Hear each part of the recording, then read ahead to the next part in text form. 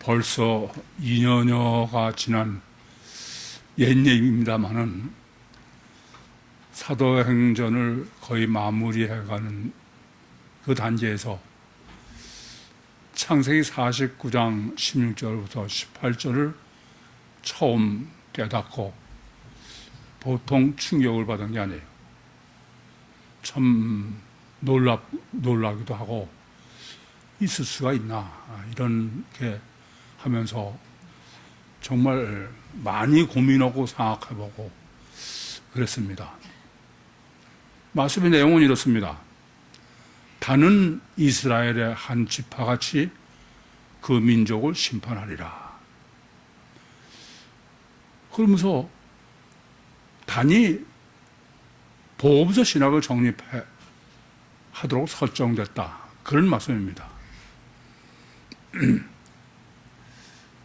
제가 고민한 거는 하나님은 필연이 아니면 절대로 그러시는 일이 없어요. 우리가 하나님을 이해할 때는 항상 하나님은 그러실 수밖에 없는 그런 경우다. 근데 창세기 49장은 마땅히 복음서 신학은 이스라엘이 정립해야 되는데 다는 이스라엘 한 지파같이 그런데 이방인 단이 복음서 신학을 정립해야 된다. 다르게 말씀드리면은 복음서 신학은 절대로 이스라엘이 정립하면 안 된다. 그런 말씀인 겁니다. 충격을 받을 수밖에 없죠. 아니 하나님께서 복음서 성신하신 신인 메시아 구세주 메시아는 이스라엘 사람에서 온다고 성경 전체가 약속을 하고 다윗의 자손으로 오는 것이 메시아다. 그렇게 계시를 하시고 그래서 유대인들은 수천 년을 그 메시아를 아직도 기다리고 있어요. 그런데 하나님이 창세기 49장에 계시하신 것은 다는 이스라엘은 절대로 복음서 신학을 정립하면 안 된다는 거예요. 복음서 신학은 반드시 이방인 단위 정립해야 된다라는 말씀인 겁니다. 그게 어떻게 쉽게 이해가 되겠어요? 어떻게 쉽게 정립을 할 수 있겠어요? 참 많은 날 동안 고민할 수밖에 없었죠. 왜 그럴까? 왜 하나님은 그렇게 약속하시고 계시하셔서 그 약속하고 계시하신 대로 유대인인 예수 그리스도께서 이 땅에 오셨고 뿐만 아니라 마태복음 15장 24절에 계시한 대로 주님이 나는 이스라엘 집에 잃어버린 양 외에는 번외심을 받지 않았다. 이건 당연히 이스라엘에 국한된 얘기예요. 그런데 이스라엘이 복음서 신학을 정립하면 안 된다는 거예요. 이방인인 단위 정립해야 된다. 그리고 그거는 해도 괜찮고 안 괜찮은 게 아니라 이스라엘은 절대 안 되고 단위 절대로 정립해라. 이런 얘기예요. 참 그 본문 때문에 많이 생각하고 연구하고 정립할 수밖에 없었습니다. 그럼 왜 그랬을까? 이스라엘 사람들이 기다리고 있는 메시아는 다윗의 자손에서 온다고 약속한 것처럼 이스라엘 민족이에요. 그런데 이스라엘 민족은 자기들은 하나님께서 특별히 선택한 그야말로 선민, 메시아가 자기 조상이 되는 것처럼 순혈주의, 단일체 순혈주의자입니다. 그래서 사마리아 사람을 이스라엘 사람들이 고운 눈으로 보지 못하는 것은 그 사람들은 이방의 피가 섞였다. 순혈주의에 문제가 생긴다 그런 말씀입니다. 우리가 정확하게 정립해야 될 문제는 이스라엘 사람들의 가치관은 뭐다? 단일체 순혈주의다. 그러면 단일체 순혈주의는 왜 안 되느냐? 이 점을 생각해보세요. 단일체라는 가치관이라는 무슨 말이냐면은 모든 가치관의 기준은 보이는 게 절대요, 육이 절대다. 그게 단일체예요. 제 표현대로면 육체 우선의 가셔 결과만이 가치관의 절대적인 기준이다. 그게 단일체입니다. 그러면 하나님께서 이렇게 단일체로 믿을 수밖에 없도록 설정하시고서 우선 단일체는 절대 안 된다는 얘기가 되는 거예요. 그래요. 하나님께서는 이스라엘을 애굽에서 인도해내셨어요. 이스라엘이 자기들 능력으로 나온 게 아니야. 하나님이 여러 가지 재앙을 애굽에 내리시고 홍해를 마른 땅으로 건너게 하셨어요. 하나님의 목적은 이스라엘 사람들이, 하나님이 선택하신 이스라엘 사람들이 하나님을 믿게 하는 데가 있어요. 그렇죠? 그 표적을 행하시고 그런 거는 하나님을 믿게 하는 데 유일한 목적이 있는 거예요. 그래서 표적을 행하실 적마다 늘 하나님 반복해서 강조하시는 거예요. 이를 인해서 너희가 나를 주 여호와인 줄 알리라. 아니 아니라 홍해를 건너서 이스라엘 사람들은 하나님을 믿었어요. 하나님을 찬미하고. 그런데 조금 지나서 영 틀려. 모세가 시내산에 가서 계명을 받으러 올라가서 40일 동안 안 내려오니까 하나님을 믿는 게 아니야. 자기들을 인도한 것이 하나님, 안 보이는 하나님이 아니라 보이는 미세다, 모세다 이겁니다. 제가 세미나 때도 이 점을 철저하게 저는 드렸다고 여겨. 인간은 보이는 게 아니면 안 되는 치명적 약점을 가지고 있다. 그래서 원죄도 다른 게 아니다.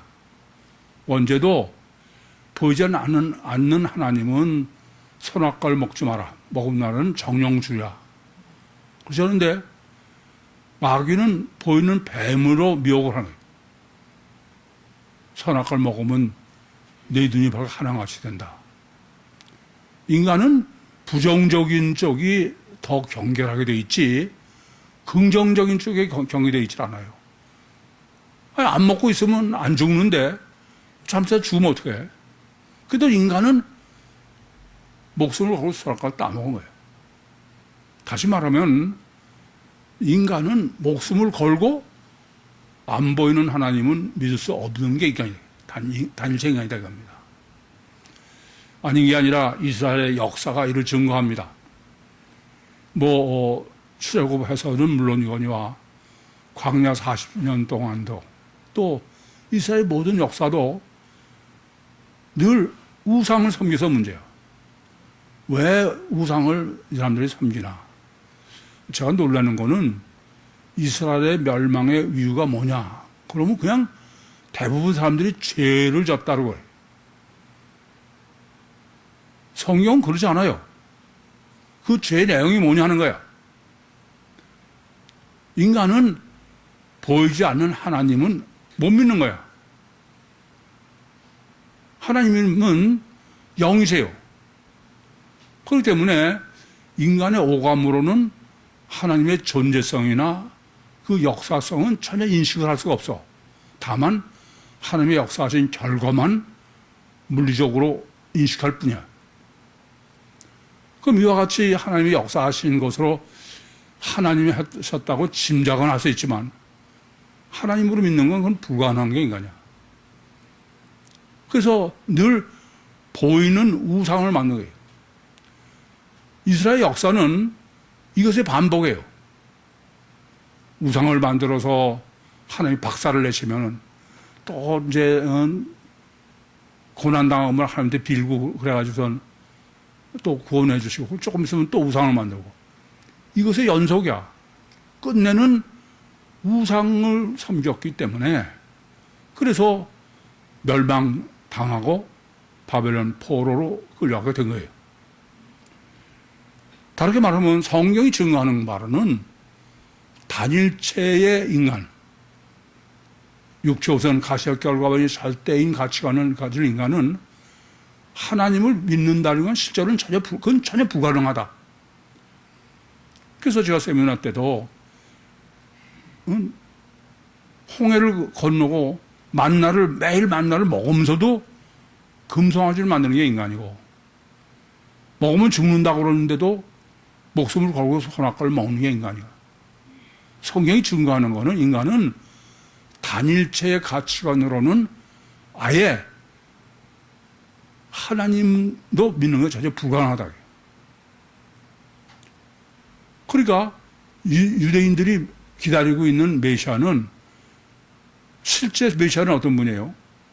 육체 우선 속에 이중체 속에 안 보이는 하나님이 주체가 내주에 계신 분이야.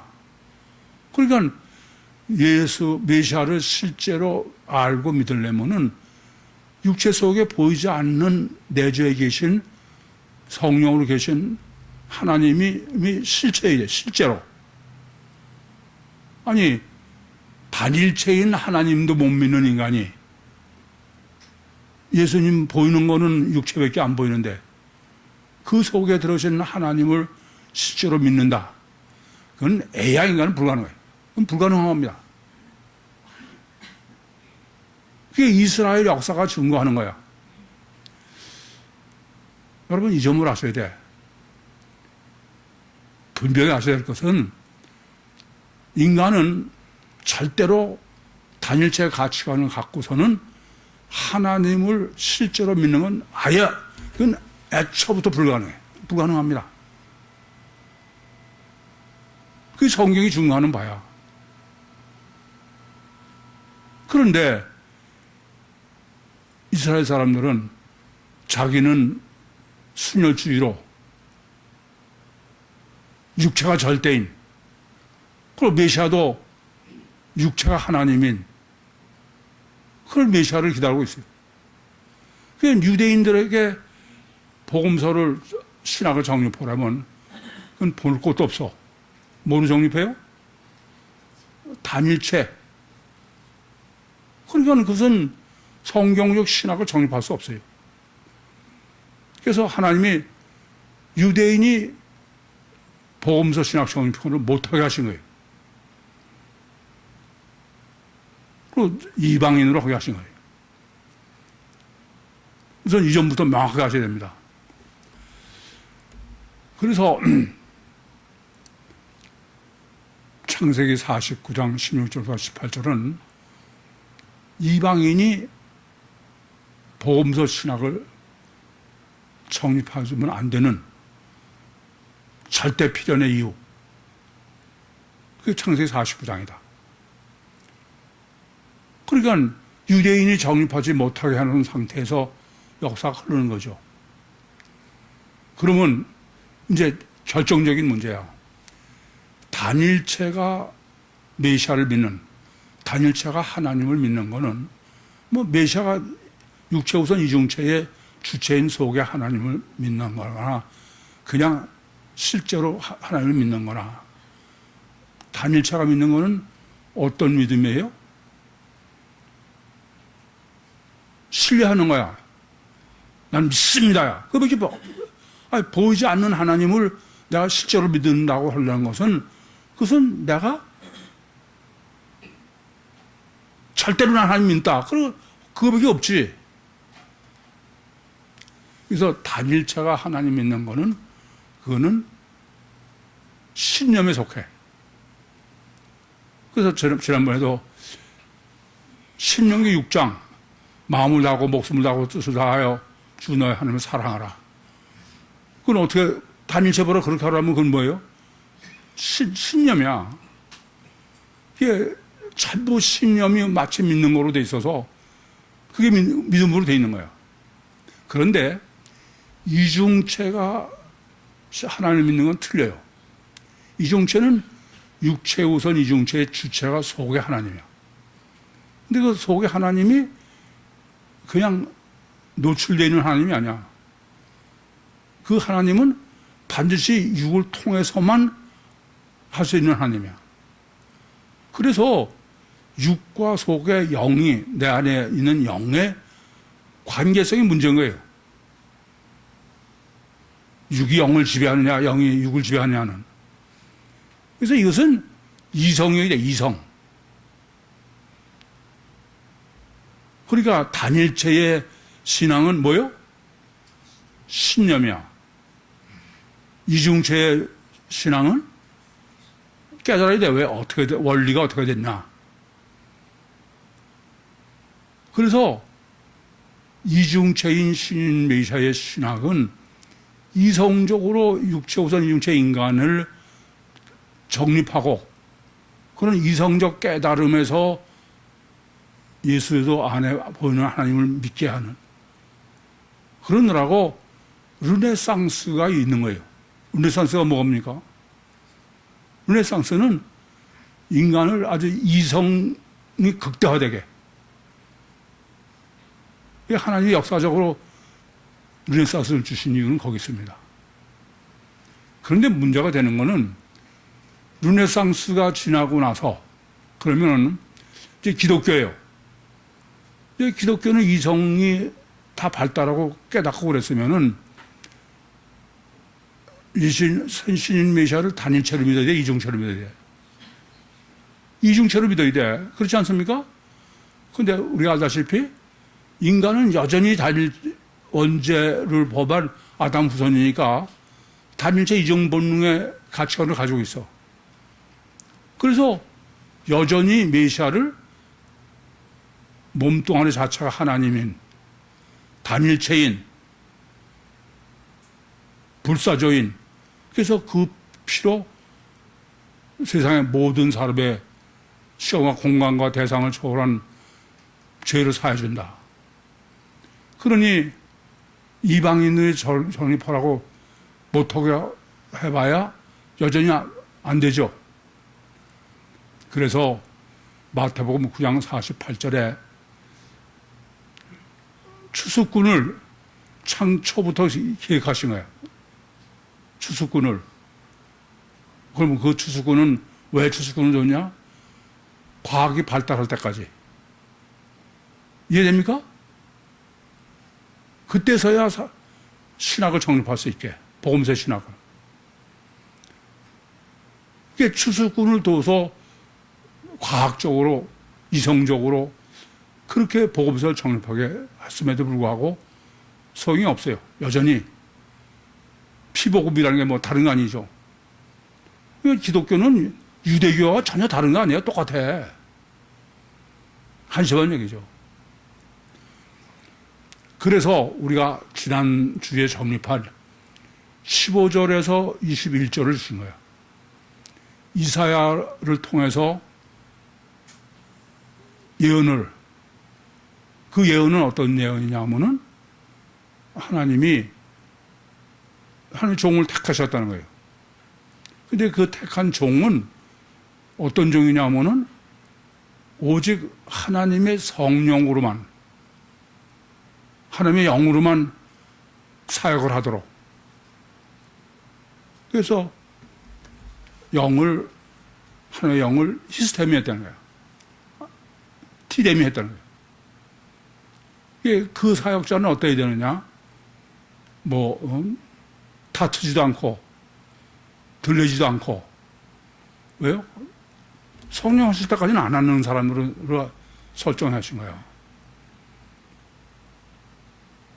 썩어져가는 갈대도 꺾지 않고, 꺼져가는 심지도 끄지 않는.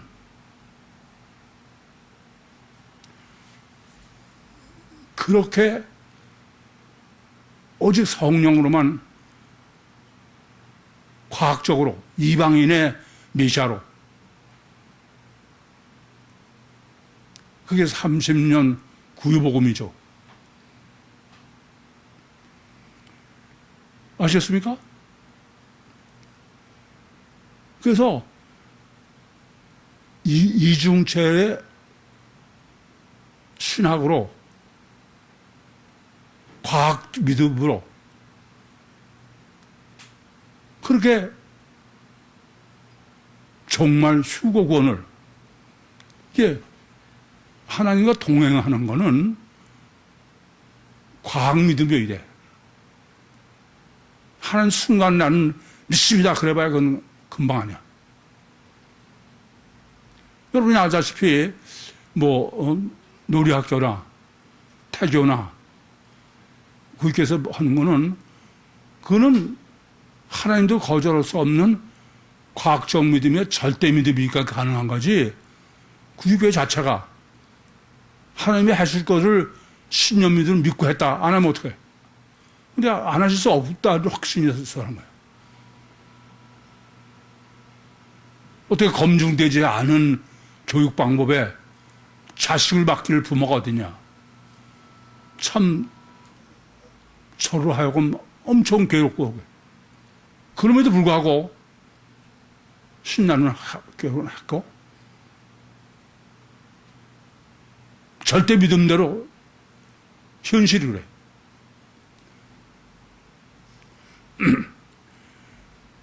그게 하나님이 설정하신 창세기에서요, 이사야서에서요, 맨 처음부터 추수꾼으로. 그런데 그러고도 안 되는 거예요. 이 단일체 인간의 가치관이라는 게 그러고도 내버려두면 금방 없어져. 그렇게 단일체가 무서워. 가치관이 이중체가 불가능하다 이거예요. 그래서 요한복음 10장 16절에 주님께서 이 우리에 들지 않은 다른 양이 내게 있어 내가 인도하여리니 저희는 내 음성을 듣고 한 무리가 되어 한 목자에게 있을 것이라. 딱 한 교회에 돼. 두 교회면 안 돼. 딱 한 목자에 돼. 두 목자면 안 돼. 그게 구유복음이요? 구유교회요? 아니, 그게 종말의 전 세계를 어떻게 한 교회예요? 유튜브밖에 안 되는 거예요. 이렇게 중요한 거는, 인간은 실제로는 육체우선 이중체임에도 불구하고 육체우선 이중체의 가치를 갖는 거는 거의 불가능한 거예요. 단일체 가치를 가지고 있는 게 인간이다, 그런 말씀입니다. 이 점을 아셔야 돼요. 결국 어떤 말입니까? 이중체의 가치관을 갖는 과학 믿음이지 단일체 가치관의 신념 믿으면 안 된다. 이건 지금까지 구약 성경은 말할 것도 없거니와 지금까지 피복음의 기독교는 단일체의 신념 믿음이야. 그 지금 이중체의 이성여 과학 믿음으로 지금 바꾸고 있는 거예요. 이 점을 여러분이 명심해서 아셔야 돼요. 오늘 본문은 첫 단추가 토태예요.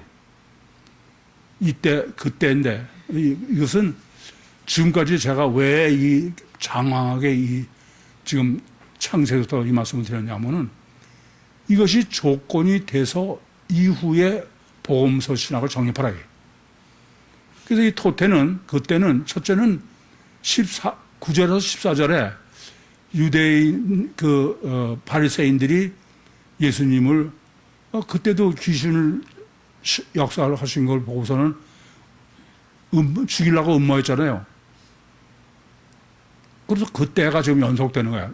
다르게 말하면은 그래서 뭐 다른 거로 가신 거로 돼 있지만 그게 아니고 지난 단락처럼 그건 삽입되어 있는 독립적인 내용이고 지금 주님의 공생의 사역은 그냥 연속되는데 뭐가 문제냐? 2000년 전에 공생의 사역을 계시한 걸 기록한 게 본문인데, 근데 주님은 2000년 전에 지금 우리 이후 종말 때를까지 다 계시를 해야 돼요.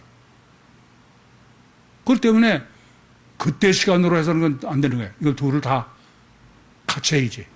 그래서 이후 해석은 공생에 진행되는 물리적인 시간과 또 하나는 15절에서 21절에 삽입되어 있는 과학적, 이방인의 과학적 그 믿음이 종말의 신앙이고 믿음이다. 그래서 주님께서 지금 그때에 귀신 들려 벙어리 되고 눈먼 사람에게 귀신을 쫓아내서 벙어리가 말하게 하고 눈을 뜨게 한 거예요. 근데 여러분이 놓치지 않아야 될 게 있어. 이게 뭐냐면은 그냥 벙어리를 고치시고 눈을 뜨게 하신 게 아니야. 뭐 한 거? 귀신 들렸다는 거예요. 일부러 이건 지금 벙어리 되고 귀신 들린 눈 멀고 벙어리 된 거는 속에 마귀의 원죄의 구원을 보이도록 한 거다. 그걸 다른 데 같으면 안 해도 돼요. 가사 마태복음 7장 5절에도 오실 그이가 당신이니까 그럴 때 예수님은 귀신 들려 이런 걸 빼놓고 뭐만 해요? 병만 쭉 하신 거야. 그래서 본문은 이걸 정확하게 지금 제시하고 있는 거예요. 그러니까 다르게 말씀드리면 주님께서 지금 이 귀먹고 눈먼 사람을 고쳐준 거는 실제로는 원죄 구원을 하신 것을 단일체 이중본능 사람들에게 맞춤형으로 실자가 되게 보이게 하셨다. 그런 얘기죠. 그게 지금까지의 구유복음의 내용입니다. 그래서 이제 고담 해석이야. 그랬더니 무리가 다 이걸 보고 놀란 거예요. 무리가 뭐냐면 오클로스야. 무리는 누구를 의미해요? 원죄. 그리고 다 알아. 판타스. 다 보고 놀랐다는 거예요. 그러면서 저는 다윗의 자손이다 이거예요. 그럼 이 무리가 다윗, 지금 원죄를 범한 아담 후손의 다인데 이들이 주님을 지금 다윗의 자손이라. 무슨 단일체의 다윗의 자손이라는 게 이중체의 다윗의 자손인 게. 에? 이게 문제인 거야. 그 앞에 일부러 토태를 하고선 하는 거야. 이렇게 보면 무슨 얘기냐. 원죄를 범한 이방인이라도 날탱이. 그 다음에 등장하는 바리새인은 이근탱이. 우리 표현으로는. 그러니까 원죄를 범한 육체 우선이와 가셔 결과 기준의 가치관을 가진 사람이라 하더라도 순수한 그러면 이렇게 귀신을 쫓아서 눈을 뜨게 하고 벙어리를 고치면은 그건 이중체의 신인 메시아로 본다. 제가 지금까지 장황하게 한 거는 이 지금 본문 해석을 단일체로 볼까봐 그런 거야. 무슨 말인지 아시겠어요? 그러니까 누구나 이래요. 육체 우선 가시적 결과가 절대이지만은 정상적인 이성을 가지고 있으면서 보면은 그건 절대로 단일체를 볼 수 없다. 그 실제적인 얘기입니다. 여러분들 이방인 지금 예수쟁이 아니고 전혀 그런 거 없는 데 사람들도 강신무당, 무당이 귀신 씌워서 강신무당인 거 아시죠? 그러면 그 사람들은 강신무당을 단일체로 보는 거예요? 이중체로 보는 거예요? 네? 이중체야 단일체가 아니야. 그리고 지금 무슨 말씀이냐면은 아담 후손도 정상적인 이성을 가지고 아담 후손이라고 이성이 없을 수는 없잖아요. 육체 우선 가시려고 절대 다이야. 그렇긴 해. 그래도 정상적인 이성을 가지면은 주님을 이중체로 보지 단일체로 보지 않는다 이겁니다. 그게 강신무당의 예예요. 그런데 바리새인의 문제입니다. 바리새인은 실제로는 직접 자기가 본 것도 아니고, 아니 바리새인이 바알세불을 본 적이 있어요? 본 적이 전혀 없어. 그냥 지가 짐작하는 거야. 그러니까 이것을 듣고야, 간접이야. 그래서 지멋대로 귀신이랑 바알세불을 심어 귀신이 쫓아났다. 문제가 뭐냐 하면은 원죄가 문제이긴 하더라도 원죄 상태에서 정상적인 이성을 가져야 돼. 근데 이성을 다 마비된 거야. 그래서 이런 무당을 뭐라 그러냐면 학습무당이죠. 학습무당. 아시죠?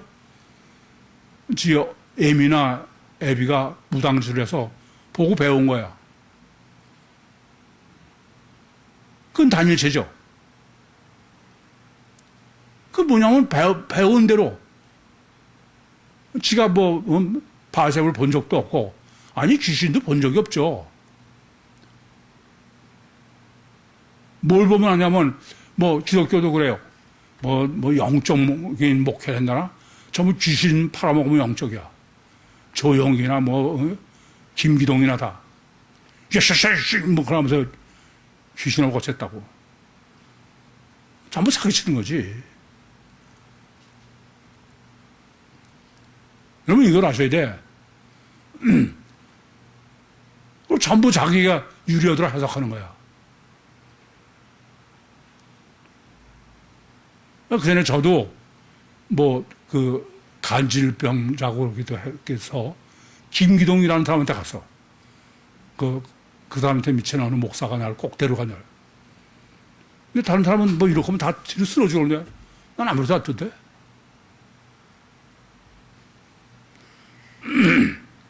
학습무당이야. 자기가 보고 그냥 다른 사람도 못 본 거예요. 그래서 들은 걸 가지고 자기는 평가를 하는 거야. 참 문제가 되는 거죠. 짐작을 하는 거지. 근데 본문에 가장 중요해요. 이 본문이 지금 가장 중요한 게 25절, 26절입니다. 지금 바리새인이 예수님이 귀신왕 왕 바알세불을 심고 귀신을 쫓아냈다 했더니 예수님께서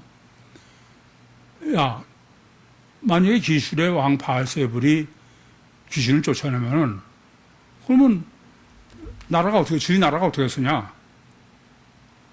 그게 말이 되는 얘기냐? 여러분 하나 아셔야 돼. 영성 세미나로 영성 신학을 정립해서도 여전히 한심하더라고. 영은 신비해요, 신비하지 않아요?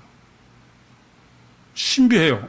성령이 됐든 천사가 됐든 내 영이 됐든. 왜냐하면 인간의 오감으로서는 인식을 할 수 없어 전혀. 근데 초월적 능력을 가졌기 때문에 원인을 보면 결과가 나타나는 거야. 출애굽기가 대표적인 얘기 아닙니까? 그래서 원인은 알 수 없는데 결과가 있으니까, 그러니까 모든 영은 신비한 존재예요. 인간의 오감으로서는 전혀 인식하고 알 수 없는데 실제 물리적 육적 역사가 일어나니까 그거와 뭐를 구별 못하느냐. 이렇게 모든 영은 신비의 대상이지만 모든 그 영, 성령이 됐든 마귀가 됐든 인간의 영이 됐든 영은 가장 과학적이야. 가장 과학적이에요. 가장 이성적이에요. 왜요? 여러분 생각해봐. 시공을 초월해서 역사하는 영이 앞뒤가 안 맞게 할 수 있어요? 그건 전혀 잘못하는 소리야. 그러니까 영이 신비한 건 맞아요. 근데 그 신비한 것을 영의 역사마저도 역사의 원리를 신비로 하는 거야. 그러니까 지멋대로 하는 거죠. 예수님께서 그런 일 없다. 마귀도 가장 이성적이고 합리적이고 과학적이야. 아니, 바알세불이 귀신을 쫓아내면 나라를 세우고 망하는데 그런 왕이 어딨냐? 우리는 무조건 귀신이나 마귀나 악하다. 그걸 전제로 하니까는 아무렇게나 얘기해도 그건 전혀 잘못하는 소리예요. 더 놀라는 거는 이런 영의 과학성으로 성령을 역사 설명하시는 거야. 이 본문의 목적은 영성신학의 영의 과학성을 마귀로, 그게 목적은 마귀를 정립하는 게 목적이 아니라 성령이야. 제가 여러 번 드린 말씀대로 마귀와 성령은 무슨 관계? 동역자야. 똑같아, 원리가. 이해되십니까? 그래서 그러면서 주님이 이러시는 거야. 이건 전부 네 맘대로지. 아니, 너희 자식이 귀신을 쫓아봐. 그러면 저게 바알세불이보다 그래? 성령이라고 그러지. 어차피 안 보이니까. 이해돼요? 제가 그전에도 여러 번 말씀드렸는데, 평신도 때 방언 때문에 다들 그래야 성령 받아서 방언에 도취된 사람이 많은데, 제가 그 어머니 기도회 오면서 기도하다가 방언으로 호구는 사람도 있죠. 얘기 들어보면 이래요. 자기는 저게 귀신이 하는 방언인지 성령이 하시는 방언인지 안 돼. 어떻게 아느냐 했더니 성령으로 역사에서 하는 방언은 아주 듣기가 아름답대. 그리고 귀신이 하는 건 거칠다는 거야. 참 몰라도 너무 모르지. 중이 얼마나 방언을 많이 하는데. 그럼 중 방언에 아주 매료된 사람도 있어. 얼마나 아름답게 그냥 소리를 냈는지. 그게 성령이에요? 참 한심한 얘기야. 어떤 거든지 육체적 가시적인 기준으로 평가하는 거는 하나도 맞을 수가 없어. 그야말로 내로남불이야. 그 사람이 평가하는 거야. 지가 저하고 친한 사람이 방언하면 성령이고, 지가 꼴배기인 사람이 방언하면 마귀고, 그런 식이지. 지금 주님이 그런 얘기예요. 너희는 실제를 전혀 모르고 네 마음대로 그야말로 내로남불이다 이게. 아전인수다 이겁니다. 그래서 여러분 꼭 아셔야 돼. 하나님 자체는 신비가 아니에요. 하나님 자체는 신비야. 근데 하나님의 역사의 원리는 절대 과학이야. 어떤 영도. 이 점을 아셔야 돼. 그래서 어렵지 않아요. 이 말도 안 되게 귀신은 그냥 그게 앞뒤가 안 맞게 막 한다고 그러니까는 그냥 아무거나 거기다 걸어 붙이는 거야. 제가 감사한 거는 이 구이부 복음을 정립하게 하실 때 먼저 영성 세미나. 이따 강의 시간에 정립해 드릴 문제입니다만은 영성 세미나는 가장 과학이야. 가장 과학. 완전 과학이야. 근데도 영성 세미나를 몇 번씩 봤다 그래도 그걸 과학으로 받아들이지 않고 그러니까 어떤 사람은 서울대학 나왔다고 폼 잡는 사람이 영성 세미나 19번 봤다고 자랑하는데 제가 보니까 한 번보다 안 받은 사람이야. 그러면서 지금 주님이 목적으로 하는 거는 뭐냐면은 마귀와 성령은 동역자예요. 이 바알세불 원리로 바알세불이 역사를 하는 거는 바알세불이 왕국을 위하려고 해서 딴 거는 영은 절대 할 수가 없다. 그 말씀 아니에요? 자기 마음대로 해석하니까 그렇지. 그건 실제가 아니다 이겁니다. 그러면 이래 이제 본론이야. 지금 주님이 28절에 내가 하나님의 성령을 힘입어 귀신을 쫓아냈다고 해요. 그럼 하나님의 성령의 역사에는 원리와 법칙이 뭐예요? 하나님의 목적에 어긋나기는 전혀 할 수 없는 분야. 그럼 이걸 알아야 돼. 하나님은 하나님의 목적이 아닌 것을 하실 수가 없어, 그건. 이해돼요? 그게 지금 바알세불로 막 정립해 주신 거야. 마귀도 지 목적이 어긋나게는 절대 못한다 이거야. 그건 영을 몰라서 그렇지. 초월적 영이 주의 목적도 맞지 않는 걸 갖다가 심심풀이로 그런 일 없어. 그러면 하나님도 하나님의 목적에 딱 맞게 가지면 안 해줘. 성령의 역사를 이성적이고 합리적이고 과학적으로 해봐. 생각하다 이거. 그러면 성령의 역사의 목적은 뭐예요? 하나님 나라를 세우는 거야. 다르게는 안 하셔. 하나님이 무슨 누구 병 고치고 그런 거 안 하셔. 그건 하나님은 전혀 모르는 소리야. 그래서 제가 30년 목회 시작할 때부터 아예 병 고치는 거는 그건 아니야. 그건 영혼 구원이지. 그걸 제가 어떻게 그렇게 정확하게 정립해서 했나 생각해 보니까 저도 모르게 영성 세미나 신학을 먼저 정립해서 그래. 그래서 성령의 역사로 무슨 박해주의고 이런 미친 소리를 하는 거야. 이건 가만히 잘 생각해 보셔야 돼. 다시 말씀드릴게요. 영은 성령이든 천사들, 사람의 영이든 다 시간과 공간을 초월한 초월적 능력을 가져서, 그럼 초월적 능력을 가진 영이 가지자로 할 수 있어요? 결과를 미리 알면서 그럴 수 없어. 그건 절대로. 이해돼요? 그래서 마귀도 마찬가지야. 마귀도 마귀 목적과 딱 일치해야 하지. 그렇지 않으면 안 해. 할 수 없어. 성령도 성령의 목적에 딱 일치해야 돼. 그건 명확하죠.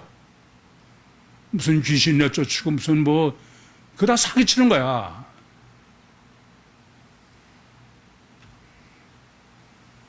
참 제가 보면요, 이 영적으로 신학을 정립하면은 너무 간단명료해. 아주 명확합니다.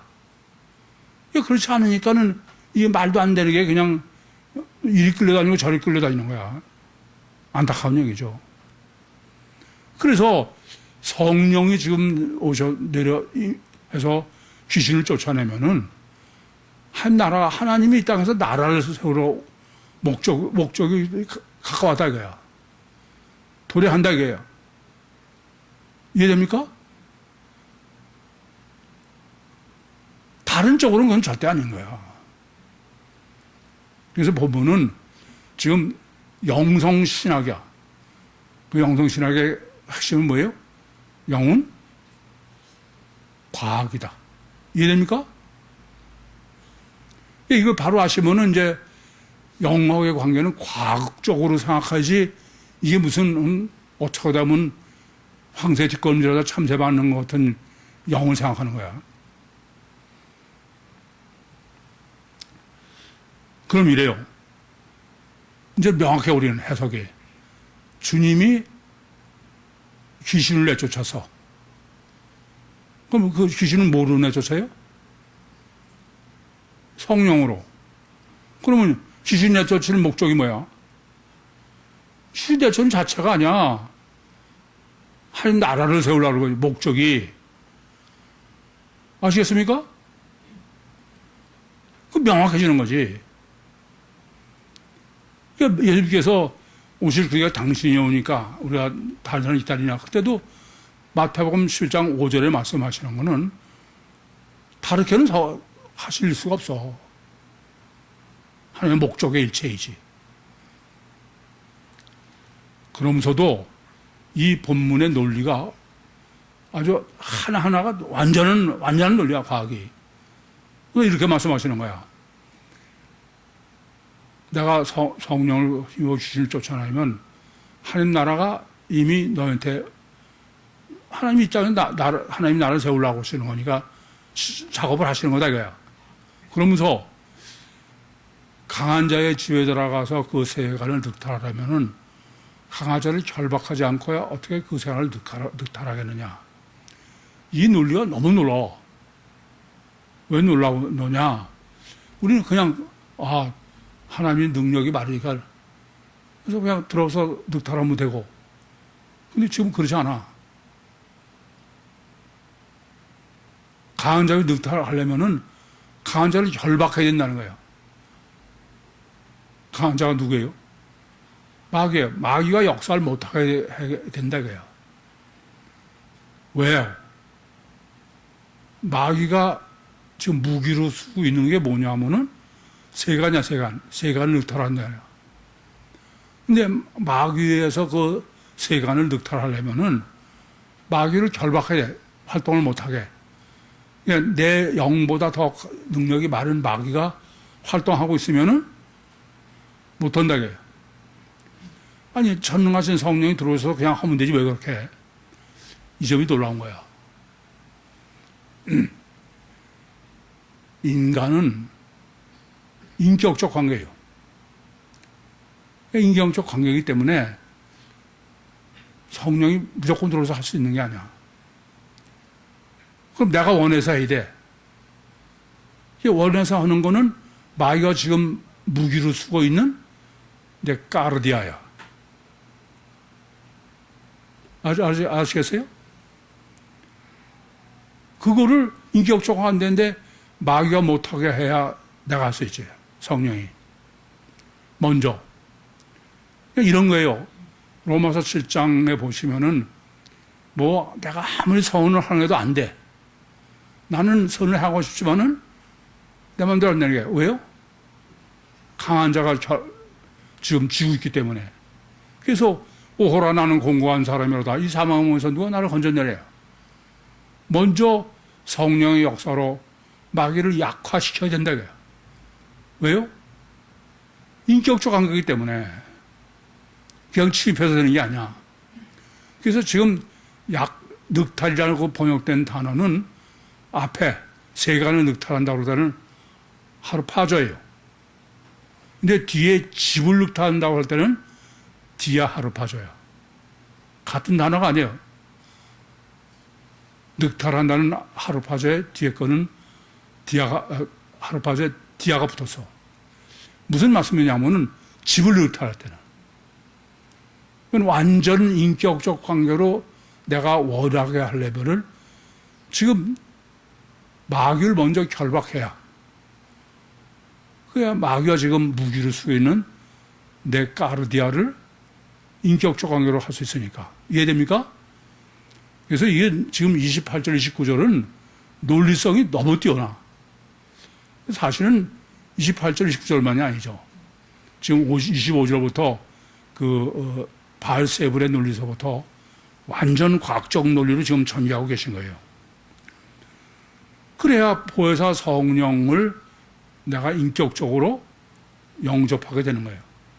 침입이 아니라. 그래서 여기서 정리하고 넘어가야 되겠는데 뭐냐면은 단일체는 신비예요. 그렇죠? 단일체는 인간이 단일체를 보는 건 신비로 보는 거야. 그거는 단일체의 신앙이라는 것은 어떤 거냐면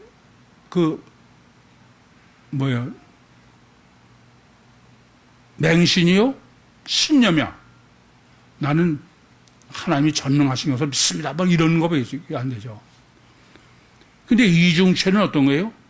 이성과 합리적이어야 돼.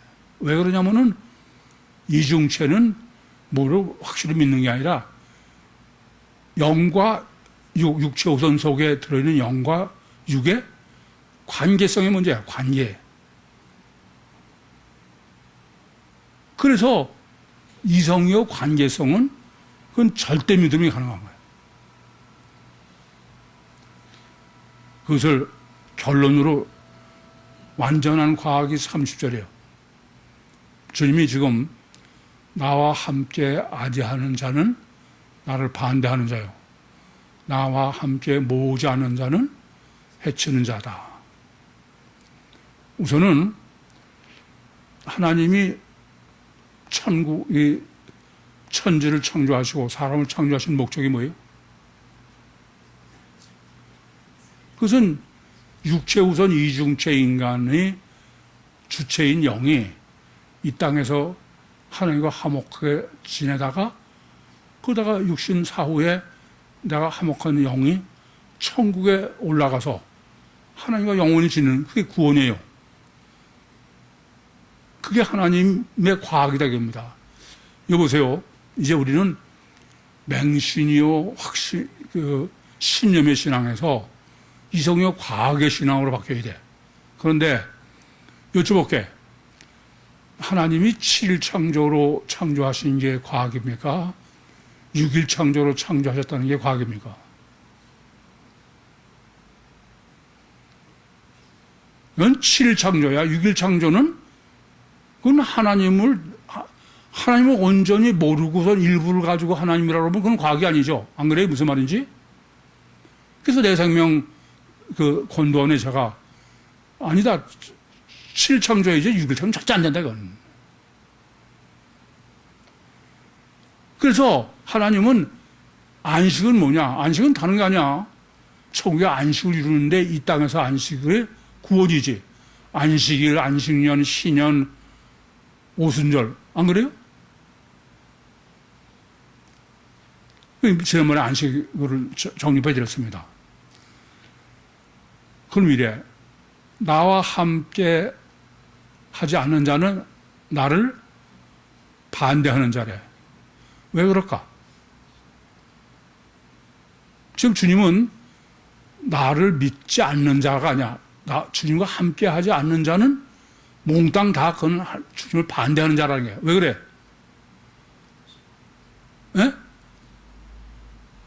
예? 도대체 여러분들은 성경을 할 말씀으로 생각하면서 보는 거야?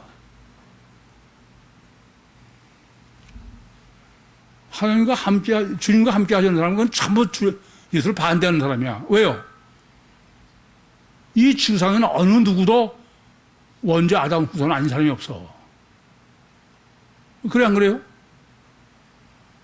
유대인이고 누구는 다 마귀종이야. 그럼 주님과 함께 하지 않은 건 전부 마귀종이지. 그 왼수지. 그래서 요한 1, 2, 3서에서는 적그리스도라는 거예요. 적그리스도. 죄가 아니라 적이다 이겁니다. 반대. 그러니까 화목의 반대가 뭐야? 적이지. 주님의 교회는 다른 게 주님의 교회가 아니야. 마태복음 16장 13절부터 20절에 내가 이 반석 위에 내 교회를 세우리니 그건 주님과 화목한 거예요.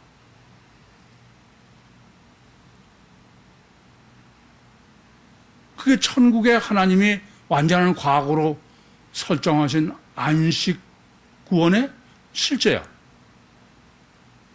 그래 그게 과학인 거야.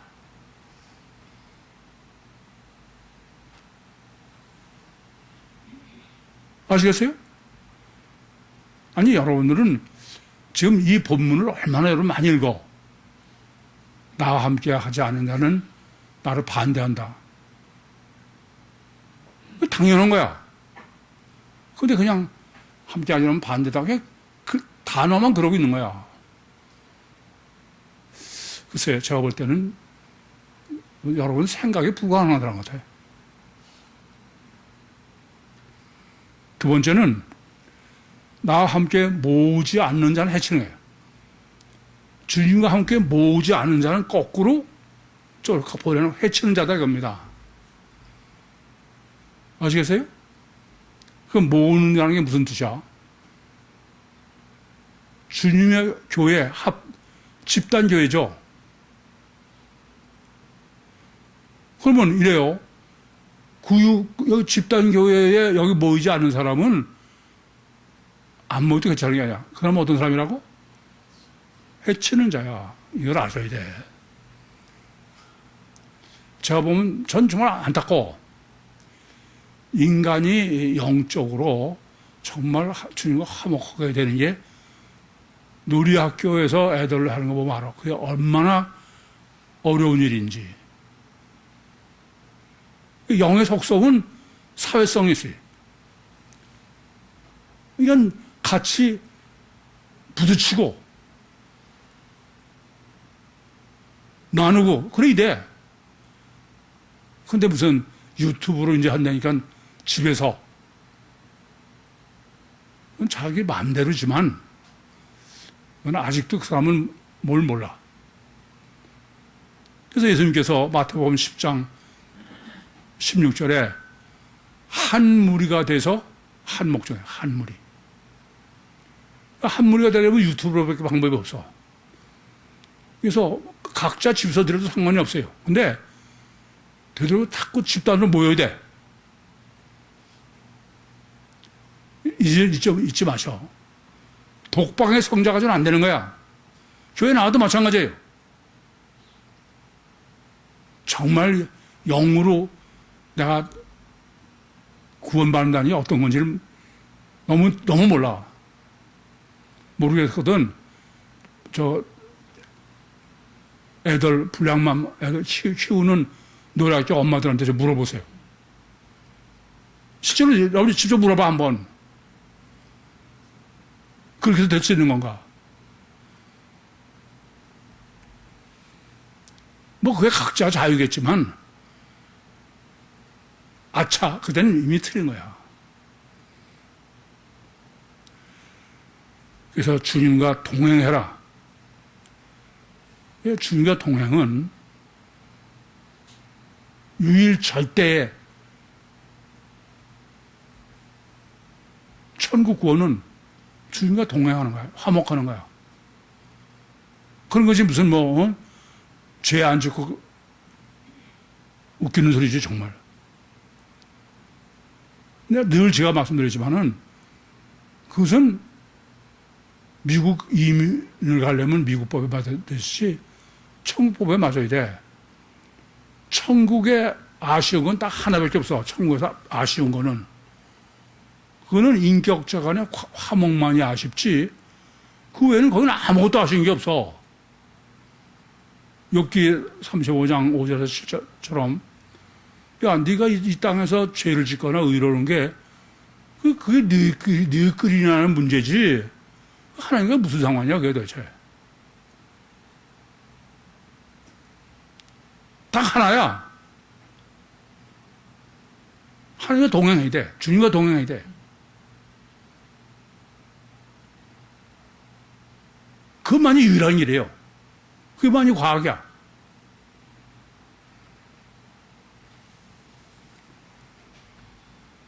근데 그렇게 하려면 어떻게 되느냐.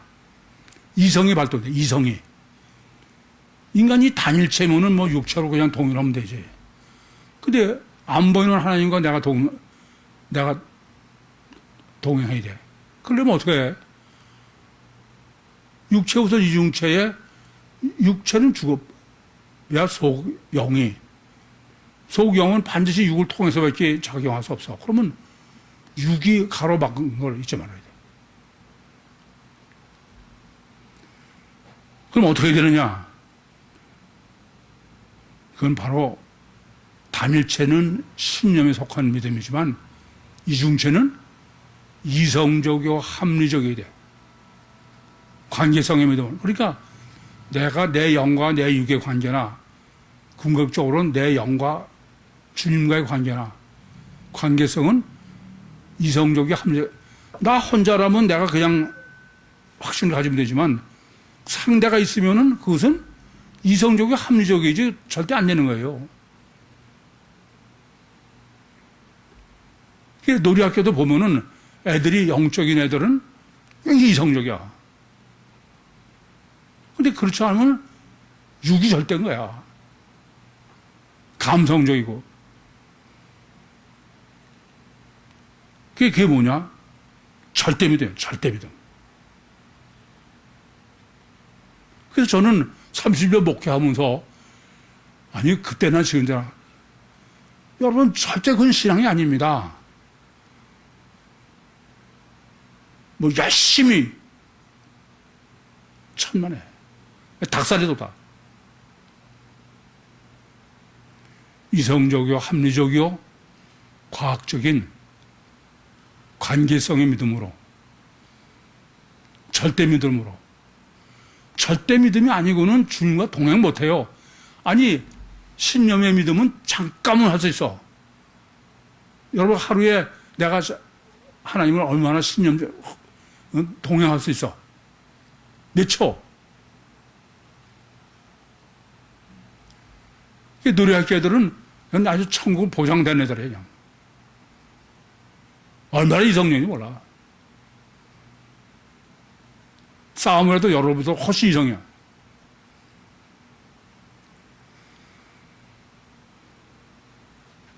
다시 한번 깊이 생각하시기 바랍니다.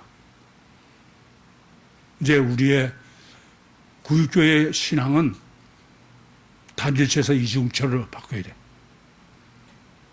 신념의 신앙에서 이성 과학의 믿음,